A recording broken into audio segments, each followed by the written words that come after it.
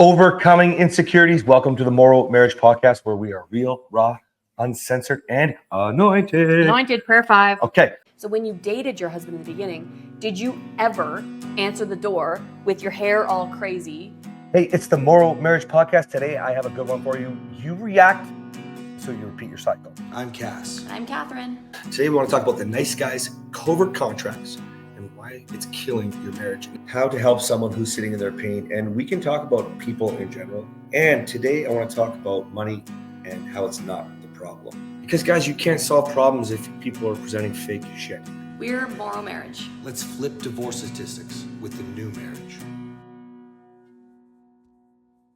Now, guys, overcoming insecurities. Insecurity is a monster. You've heard me talk about it 1,000 times. And I really wanted to talk about this today because so many of you don't understand that insecurity is something that you can manage if you understand it. Insecurity is really just fear. You're just afraid.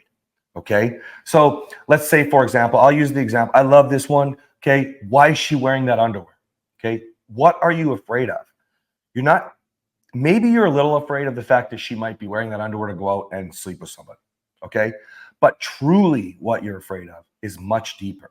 It's going to be a fear of losing her. It's going to be a fear of failing in your marriage. It's going to be a fear of starting over. There are deeper fears that you must address. And here's why this is important. If you understand that, you can attack the actual freaking issue. Okay? Which isn't the underwear. It's not. It's not the affair. It's not the which probably isn't even happening. If you're just letting insecurity rule you. Okay. Because actually the number is so low, like 20% of people actually have affairs. And that's in anonymous studies. And which means people can tell the truth. Now we know some people will be like, ooh, what if this gets back to my spouse? So we know there'll be some lying. Okay. But there's no way that 80% of people are lying in these anonymous studies. No. That's impossible. Okay. So if you can understand that you are letting insecurity rule you, but you don't even understand the feeling, start defining what you're truly afraid of. Here's why. If I know I'm afraid to lose my wife, if I'm so terrified that like another man's going to raise my kids. Okay. I can see how that spins off into that other man and what he's doing to my wife and all this shit. But how is any of that solving my problem? And how is any of it connected to the underwear she's wearing? I always get a kick out of this example because we as women, again, there's a low percentage of people that are cheating, like he said. So we as women, sometimes we don't put a lot of thought into our underwear. Do they fit? You know, are they clean? And I actually sometimes get my kids, I'll be in the bath. I'll be like, hey, Briar, will you go get me a pair of underwear from my underwear drawer? And she picks my underwear for the day. Oh my gosh. Whatever she thinks is pretty. Whew. Sometimes I have to send her back because they're underwear I sleep in or their workout underwear. But, you know, like you have women, you all know, you have different levels of underwear. Right. But none of them are these are the ones I'm going to go sleep with someone else underwear. Like we don't. There's a category for it, right? Yeah, there's no category for that. They're just like, I would wear these to the gym. I wear these under jeans. I can wear these under like Lulu leggings. Like there's a little bit of thought that goes into it, but oftentimes there's no thought. I remember. So, I think in the beginning, of course, there's a lot more of the like picking out the right underwear. In the beginning, you don't wear your workout underwear, but my workout underwear are sexy. They're cotton thong underwear. They're not like I'm not wearing the granny underwear. I'm not doing any of that. I don't do the maternity underwear thing. If you're doing that, you need to have a conversation with me because that's a really easy way to make yourself feel more sexy. But then there's this flip side where you stop wearing your maternity underwear and you don't have a conversation with your husband about why you're wearing the thong or the lacy underwear and your husband feels insecure. You can have a conversation about your underwear. I just had this conversation the other day with a woman. So anyway, there's a little bit of thought that goes into underwear, but mostly it's a thought of we can't wear our maternity underwear forever and we can't work out in these underwear. It's not, I'm going to go do whatever it is you guys think. So what I want you to understand is if you can start to break down what you're truly afraid of, you can start to take the steps forward for what you need to do. Okay. So let's move it away from cheating, for example, and go to the real problem. We have an anxiety issue, right? You don't know how to deal with whatever is going on inside with these negative thoughts. If you can't shut the thoughts off, which is going to be very possible for many of you, you've got to learn to change your thought process. So you could put yourself through anxiety training, for example. I put my guys through, well, they always— You developed your own anxiety training, didn't you? I did, yeah. And then the guys, every time they go through it, how did it go? Fuck you, Cass. They all say the same thing. It's hard. It's gross. It's awful. But anxiety doesn't affect insecurity can creep in. The monster can start to get its grip, but you can turn things around. Okay, guys, you'll have to, if you struggle with insecurity, more than likely, you will struggle with this for the rest of your life, stemming from your mommy daddy issues, your abandonment issues, the abuse you had, the times you've been cheated on, whatever. You know, when I was in Africa, I was telling you before, I got insecure, right? I don't know why. I got the most loyal, wonderful, beautiful wife, marriage, family. I have nothing to worry about. No, but you don't. It's still That's right. in me. But because I've dealt with, I know exactly what I'm afraid of. Imagine if he saw what underwear I was wearing when he was gone. Oh, I was imagining your underwear. So good. If you kind of put yourself in my shoes, the feelings creep in, then I automatically am able to deal with the anxiety and change the thought process. Shut it off. That's not true. But right now, you're trying to say, I don't want to think about that. Instead, you need to realize, what am I actually afraid of? Think about that and realize here's the missing piece. What's fucking real? It's called a reality check. You know, that's how I develop my own anxiety training. Like she says, I put you through this 7 minutes of hell is what I call it. And you literally let your mind go crazy, and it is hard. And then it's stop. None of this is real, because almost always you don't actually know. Fear changes every perception. Oh my gosh, every perception. So much. Yes. I don't struggle with insecurity.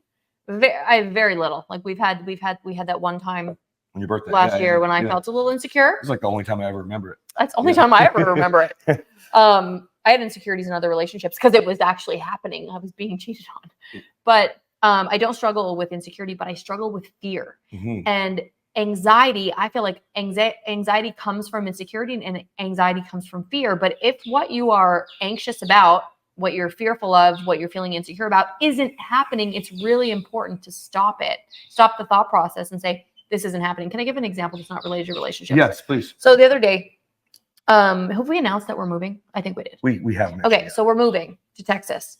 And he showed me, I don't know what was going through my husband's mind when he showed me this, but he showed me the worst tornado you've ever seen in Dallas-Fort Worth area. I thought about that after. I was like, ugh. Oh, I shouldn't have showed her. Yeah. I went on a 3-day fear binge, and I pictured every bad situation. I looked up more tornadoes. I started asking people if they're afraid of tornadoes in the area. I had a very hard time. What I did was, I didn't have 7 minutes of hell. I had 3 days. But what I did was I literally imagined all of the bad situations that could have happened. And I realized, listen, if that actually is going to happen, then that's just the Lord's plan. But I don't believe it's going to happen. But I had to run through my mind, what do we do if a tornado comes? What do we do if it comes towards our house? What do we do if we're driving? What do we do if the kids are at preschool and I'm not with them? How do I get to them fast? How do I talk? I went through every scenario. And now I'm like, if a tornado gets me, a tornado's going to get me. There's nothing I can do now, because the fear wasn't based on anything that was happening. Now I'm actually prepared if it does happen. 100%. And you know, that's funny. You want to bring up a different example. I thought of one that was like driving. Like you get major anxiety driving. Oh, right? When you're driving, when I'm driving. Yeah. And it's not about me driving. I'm actually He's a very good driver. Yeah. But the point is that she's not in control. Right. And so that's been I would say something that you have to overcome on a daily when we drive, right? Like it's everything triggers her on the road. I mean, this morning we were dropping the kids today off. He was driving like he was from a third world country, though, in and out of traffic. I'm like, you're practicing to be in Texas, where traffic is worse. I don't even know. Here's why I wanted to bring it up, okay? Because what you can do, if you recognize you're in control, you understand you're just afraid, and you don't know what's real, you can get more of what you need. Right. So Kathryn we have this go-to joke. Do you have to pee? Yeah. She goes, do you have to pee? And I know that means she prefer me to go a little slower, weave a little less, stop being a stunt driver from the Fast and the Furious 82. Yeah. If you don't have to pee, there's no reason to drive like that. And so I give her what she needs. Right. And it's not like coming from a fear-based state. It's coming from a fun, we laugh, takes the anxiety away. Right. And I'll often do that if I recognize now. I'll speed up just a little bit and go, nobody has to pee. And then or I'll talk about another driver. That guy really has to pee. Why? Because then I can help her overcome her insecurities. Yeah. Right? Makes me laugh. Makes me feel better. And he's like, whoa, he did that. I think it was today. He's like, that guy really has to pee. And I was like, whoo, there's no excuse for just pee your pants at that point. So we try So and it helps with the anxiety and fear. That's right, guys. So when you understand this, you can conquer the monster. And by the way, I am just about to release. I thought you were going to say, by the way, I'm not the monster anymore. Oh, I'm not the monster anymore. But I call Insecurity the monster. I was a monster. I destroyed my wife, as you know. Anyways, we've now got this brand new, I think, well, by the time this airs, we have this brand new Conquer the Monster, which is helping you deal with insecurity and anxiety. I'm so excited to get it out there for you. And so, anyways, last shameless plug. If anybody wants one-on-one anxiety training with me, it's not 7 minutes, it's 3 days. Costs a lot of money and it's really painful. We're going to go right into the middle of a tornado. Okay? We're going to really conquer this. Okay. In the middle, it's where it's the best. I thought of that too. It's like, how do I get to the eye? How do I get to the eye? How do I get to the eye of the storm? It's peaceful. Yeah. Actually, this is a good analogy for what a lot of marriages are going through right now. You guys just got to get to the eye of the storm right now. All right, guys. I wanted to let you know the training book is Did you coming finish the training? out. What's that? Did you finish? I interrupted you about the. No, we're good. You're good. That training is there. You're welcome to get it. It's going to be on the app. Morrow is the name of the app. Also, the book is coming out, guys. This new sample is out, and I was not cheap. Okay, what I mean by that is most sample books are like 5, maybe 10 pages. Let you read through one specific section of the book. I didn't do that. I gave you every pillar of the program, every man in the program.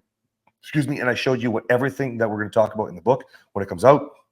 Excuse me, my bubbly's getting me. So I wanted to do that because the book's not out, and I freaking mean it. We are disrupting divorce. Get the sample, MorrowMarriage.com/system. Okay.